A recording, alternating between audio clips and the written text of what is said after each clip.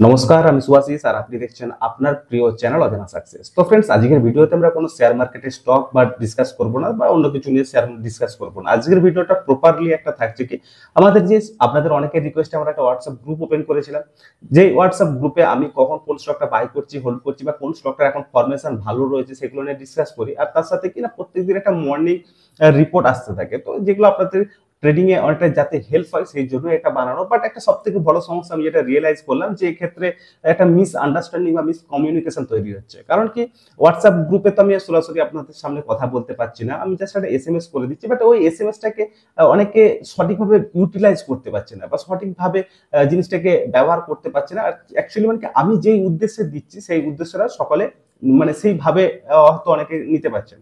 তো সেই জন্য একটা ক্লিয়ারিং সেশন, এটা যে ভিডিওতে আমি পুরো এক স্টেপ বাই স্টেপ দেখাবো যে আমাদের যে হোয়াটসঅ্যাপের যে গ্রুপটা রয়েছে সেই গ্রুপে আমি যেভাবে দিই সেটাকে আপনি কিভাবে কাজে লাগাতে পারবেন আপনার ট্রেডিং।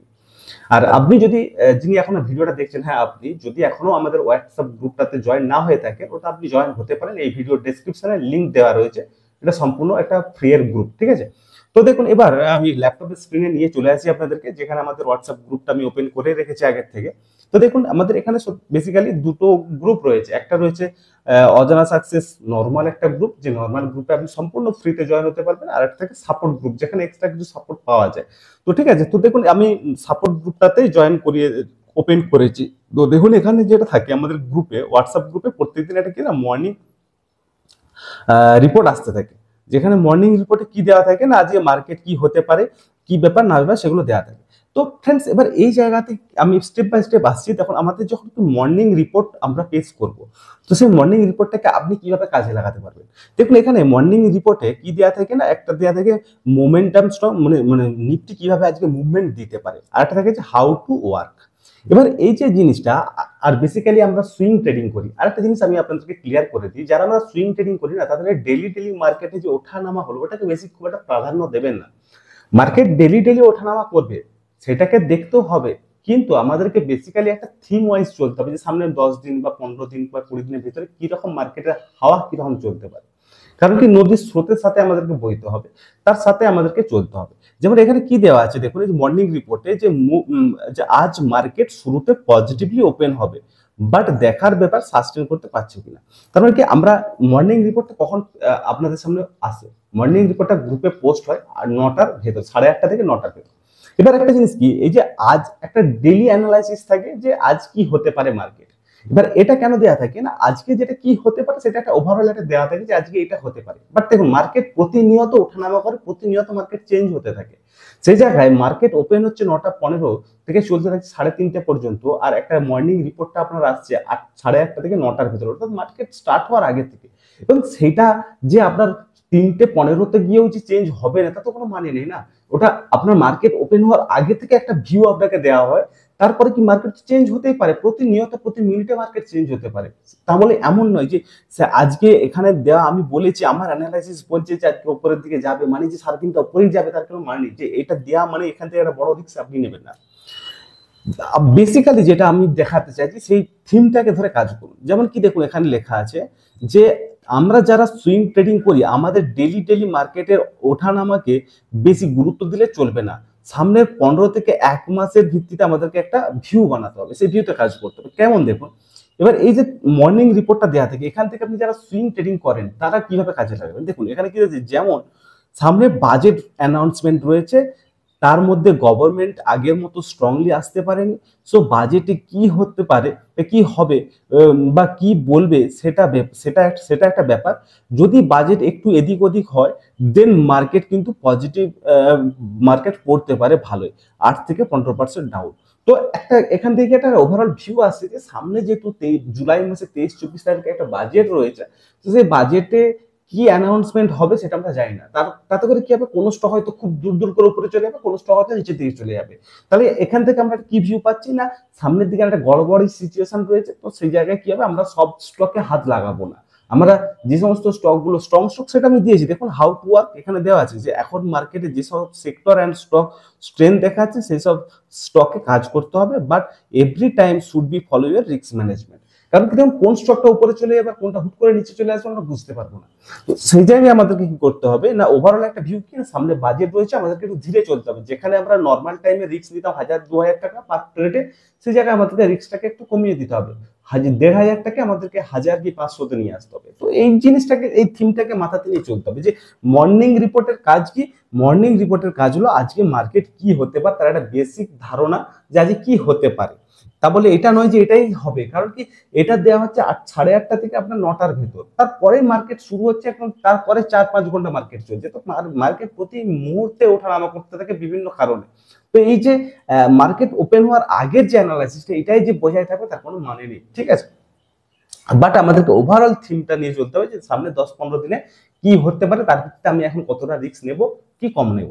বোঝা গেল মর্নিং রিপোর্টের ব্যাপারটা। এবার দেখুন, এবার আসছে আমাদের কোনো যখন আমি কোনো স্টক নিই, সেই স্টকটাকে আপনি কিভাবে কাজ করবেন।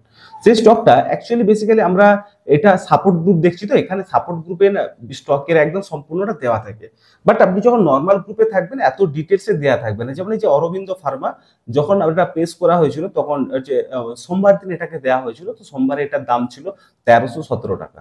তার এন্ট্রি লেভেল দেওয়া হয়েছিল 1311 থেকে 1326, একটু বেশি লেভেলটা দেওয়া ছিল 1311 থেকে 1320 হওয়া উচিত ছিল, একটু বাড়িয়ে দিয়েছিলাম 26। স্টপ লস আমরা মেনটেন যেটা করব সেটা হচ্ছে 1250। কোয়ান্টিটি একটা জিনিস হচ্ছে 6 থেকে 8 as per total 50,000 total capital. এখানটা বোঝার ব্যাপার আছে। যারা আমরা সাপোর্ট গ্রুপ জয়েন করে আছি তারা তো আমি জানি যে আমরা একটু প্রতিনিয়ত দেখতে পান, আর আপনারা যারা সাপোর্ট গ্রুপে জয়েন নেই এমনি নর্মাল গ্রুপে রয়েছে তাদের কাছে কি আসে না, এই অরবিন্দ ফার্মা আর এটা দেওয়া থাকে এখন রিসেন্ট প্রাইসটা, বা এই লেভেল এইগুলো সব কিন্তু লক দেওয়া থাকে। যাই হোক, আপনি তো স্টকটা তো বুঝতে পারছেন কোন স্টকটার উপর আমরা কাজ করতে চলেছি। তো বেসিক্যালি তারপর কিনা এই যে এন্ট্রি, এই যে এখানে যেটা কোয়ান্টিটি যেটা মেনটেন করে দেওয়া থাকে যে 6 থেকে 8 অ্যাজ পার 50,000 টোটাল ক্যাপিটাল। অর্থাৎ যদি আমার কাছে টোটাল 50,000 ক্যাপিটাল থাকে তাহলে আমি 6 থেকে 8টা কেনাকাটা করতে পারবো। অর্থাৎ যদি আমার কাছে 1 লাখ থাকে তাহলে 50,000 এর ডবল। যদি আমার কাছে 1 লাখ থাকে তাহলে আমি ম্যাক্সিমাম 12 থেকে 15টা কেনাকাটা করতে পারবো। যদি আমার কাছে 2 লাখ টাকা থাকে তাহলে 2 লাখ মানে 4টে 50, 50,000-এর 4 গুণ। তো আমি এখানে এই কোয়ান্টিটিটাকেও 4 দিয়ে গুণ করে দেবো, 4×4 = 24। তো এবার এই ব্যাপারটাকে নিয়ে আমাদেরকে কিন্তু কোয়ান্টিটিটাকে মেনটেন করতে হবে। আর এখানে টার্গেট ওপেন দেওয়া আছে। টার্গেট ওপেন মানে কি না, আমরা স্টকটাকে ওয়াচ করছি, যখন স্টকটা স্ট্রেংথ দেখাবে তখন তো আমরা থাকছি, যখন স্টকটা উইকনেস দেখাতে শুরু করবে তখন আমরা আমাদের প্রফিটটা বুক করবো, সেটা গ্রুপে জানানো হবে। তো এই যে এইভাবে কিন্তু আমরা কাজ করি, এইটা আমাদের গ্রুপে দেওয়া হয়। এবার ব্যাপার হচ্ছে যে এই যে যখন ধরুন কোনো একটা স্টক আমরা দিয়ে দিলাম, এখানে দেওয়ার পরে এখানে কোয়ান্টিটিটা দেওয়া আছে, আপনি একবার ধরুন আপনার টোটাল ক্যাপিটাল 50,000-ই আমি ধরে নিচ্ছি, বা আপনার টোটাল ক্যাপিটাল ধরে নিচ্ছি আমি 1 লক্ষ টাকা। তো 1 লক্ষ টাকার এগেইনস্টে আমি কটা কিনতে পারবো না, 12টা থেকে 16টা, তাই তো। কারণ কি 50,000-এ যদি 6 থেকে 8টা কিনতে, আমি 6 ধরে নিচ্ছি, ঠিক আছে। 50,000-এ যদি 6টা কিনতে পারি তাহলে 1 লাখ ক্যাপিটালে আমি 12টা কিনতে পারবো। তো দেখুন একটা জিনিস হচ্ছে, আমি এটা যখনই আসলো না, হঠাৎ করে আপনি পুরোপুরি ফুল কোয়ান্টিটি নেবেন না। ফুল কোয়ান্টিটি নিয়ে নিলে কি হবে, আপনাদের অ্যাভারেজিংটা আসবে না। ধরুন আমি 50,000 ক্যাপিটালে 6টা কিনবো, 6টার মধ্যে আমি তাহলে প্রথমে কটা কিনবো, 4টে কিনে নেবো। 4টে কিনে নিয়ে ওয়েট করবো। যখন দেখবো যে হ্যাঁ স্ট্রেন দেখাচ্ছে, আস্তে আস্তে ওঠার চেষ্টা করছে, বা একটু যদি ওঠার চেষ্টা করে তাহলে আরো দুটো অ্যাড করে নেবো। যদি দেখি যে একটু নিচের দিকে এসেছে তাহলে কি হবে, যে আমি টোটাল ক্যাপিটাল আমার টোটাল কেনার কথা কতটা না 6টা, আমি কটা কিনেছি 4টে, তাহলে আরো তো দুটো বাকি রয়েছে, আমি সেই দুটোর নিচে একটু এসে কিনে নেবো। তাহলে কি হবে, আমার একটা অ্যাভারেজ আসবে। এবার আমরা যত অ্যাভারেজিং করবো না, দেখবেন কি হবে, মার্কেট উপরে যাবে নিচে আসবে মিডিয়াম থাকবে না, একটা অ্যাভারেজ বাইং হবে, তাতে করে মার্কেট তারপরে যখন উপরে যাবে আমরা প্রফিট দেখতে পাবো। বাট অনেক ক্ষেত্রে আমরা কি করি, স্যার 6 থেকে 8টা বলে দিয়েছে, তো দাদা যেহেতু 6 থেকে 8টা বলেছে আমি 8টাই কিনে নেবো, তারপরে আমার কাছে আর কিন্তু কোনো কেনার ক্যাপিটাল নেই বা আর কেনা যাচ্ছে না। তারপর কি হবে না, এই যে কোয়ান্টিটিটা, এটা প্রপার রিস্ক ম্যানেজমেন্ট করেই কিন্তু এটা আমরা দিয়ে থাকি। কারণ কি, তাতে করে আমি বুঝতে পারি যে প্রত্যেকে একটা মানে একটা লেভেলে চলছে, বা প্রত্যেকে একটা জিনিসকে মেনটেন করে চলছে, শৃঙ্খলাবদ্ধভাবে চলছে। কারণ কি, আমি যখন যদি কোয়ান্টিটি না মেনটেন করি, কেউ 50টা কিনে নেবে, কেউ 100টা কিনে নেবে, যার 50,000 টাকার ক্যাপিটাল আছে সে হয়তো 10টা, সে হয়তো 20টা কিনে নিয়ে বসে আছে, যার 1 লাখ টাকা ক্যাপিটাল আছে সে হয়তো 5টা কিনে নিয়ে বসে আছে। তো এই জিনিসগুলোর জন্য এটা দেওয়া থাকে। তো ফার্স্ট আমাদের যেটা থাকে, একটা মর্নিং রিপোর্ট দেওয়া থাকে, যেখানে ফার্স্ট ডেলি কি হতে পারে, বাট ডেলিতে আমরা যেহেতু মার্কেট ওপেন হওয়ার আগে আপনাদের সামনে তুলে ধরছি, তো সেই ক্ষেত্রে যে ওটাই যে বজায় থাকবে মার্কেট ক্লোজ হওয়া পর্যন্ত, সেটা কিন্তু এক প্রকার খুবই টাফ। তাও আমি বলি আপনাদেরকে 10টার মধ্যে 7টা তো ঠিকঠাক চলেই যায়। তাও একটা জিনিস যে আমরা যারা সুইং ট্রেডিং করি আমরা ডেলি মার্কেটের ওঠানামাটাকে বিশেষ একটা প্রাধান্য দেবো না। আমরা কি করব না, ওভারঅল আমরা যেটা 5 থেকে 10 15 দিন বা 20 দিন বা 25 দিনের একটা যে ভিউ আমরা বানাই, যে আজকে কি হতে পারে, সামনের দিনে কি রয়েছে, কি হতে পারে, সেই ভিউর ভিত্তিতে আমরা কিন্তু মার্কেটে কাজ করব যারা আমরা সুইং ট্রেডিং করি। কারণ কি, যদি আমরা ডেলি মার্কেটের ওঠানামাটাকে দেখতে থাকি তাহলে আমরা পাগল হয়ে যাবো। আর ডেলি মার্কেট ওঠানামা কারা দেখে? যারা অপশন ট্রেডিং করে, যারা ইন্ট্রাডে করে, যারা ফিউচার করে, তারা দেখে। তো আমরা যেহেতু সুইং ট্রেডিং করি আমাদের তো এটার প্রয়োজন নেই, তাই না? আমরা শান্তির সাথে কাজ করবো, উইথ স্টপ লসের সাথে কাজ করবো। সবসময় একটা জিনিস মাথায় রাখবেন, আমরা একটা স্টক এখানে কিনে নিয়েছি, আমার স্টপ লস রয়েছে এখানে, তো স্টকটা যদি এখানে থাকে স্টকটা কোনোদিন স্থির থাকবে না, হলেও উপরের দিকে যাবে, আমার টার্গেটকে যাবে, না হয় নিচের দিকে এসে আমার স্টপ লস হিট করবে। তো যখন আমি কোনো একটা স্টকে পজিশন বানাচ্ছি, তারপরে আমার সাথে দুটো জিনিসই হতে পারে, হলে স্টকটা থেকে আমার টার্গেটের দিকে যাবে স্টকটা, না হলে আমার স্টপ লসের দিকে আসবে। তো এই সিম্পল জিনিসটাকে মেনটেন করে আপনি কাজ করুন, দেখবেন ভালো প্রফিট আসবে। আর বেশি হটকারিতা বেশি করবেন না। আর একটা জিনিস আমি বলে রাখি, ভিডিও যদি আপনি এতক্ষণ দেখছেন ধৈর্য ধরে, তার জন্য তাহলে আপনার জন্য একটা বোনাস টিপস আমি দিয়ে রাখি। সামনে বাজেট 23-24 তারিখ অ্যানাউন্সমেন্ট হবে। তো এই সময় না কয়েকটা সেক্টরকে আপনি ভালোভাবে গুরুত্ব দিয়ে দেখুন। যেমন ইনফ্রাস্ট্রাকচার, ঠিক আছে? এবং ইনফ্রাস্ট্রাকচার যদি ইমপ্রুভমেন্ট করে তাহলে দেখবেন কিছু যে সমস্ত ক্যাপিটাল গুডস যে আইটেমগুলো রয়েছে, তাহলে জিনিসপত্র তো লাগবে না, ক্যাপিটাল গুডস যেগুলো রয়েছে, ধরুন বিভিন্ন আনুষঙ্গিক যে জিনিসগুলো ইনফ্রাস্ট্রাকচারের, সেগুলো তো লাগবে, ক্যাপিটাল গুডস লাগবে। 3 নম্বর যেটা, যেমন ডিফেন্স সেক্টর, এই সেক্টরটাকে লক্ষ্য রাখুন, এই সেক্টরটা কিন্তু দারুণ একটা সেক্টর, ঠিক আছে? তার 4 নম্বর যেটা হচ্ছে আপনার রিনিউয়েবল এনার্জি। তো এই কয়েকটা জিনিসকে না একটু গুরুত্ব দিয়ে দেখুন। এবার কাজ কিভাবে করবেন এই সেক্টরগুলোতে, সেগুলো আমি আরেকটা ভিডিওতে জানাবো। হয়তো নেক্সট দিনের ভিডিওতে এটা নিয়ে চলে আসবো যে কিভাবে এই সেক্টরগুলোকে ধরে ধরে কোন স্টকগুলোকে আইডেন্টিফাই করে কিভাবে কাজ করতে হবে। তো তার আগে ভিডিওটা কেমন লাগলো একটু জানাবেন। যদি আপনাদের উপকার হয় অবশ্যই লাইক করবেন, শেয়ার করবেন, ঠিক আছে? তো চলুন, দেখা হচ্ছে পরবর্তী ভিডিওতে। নমস্কার।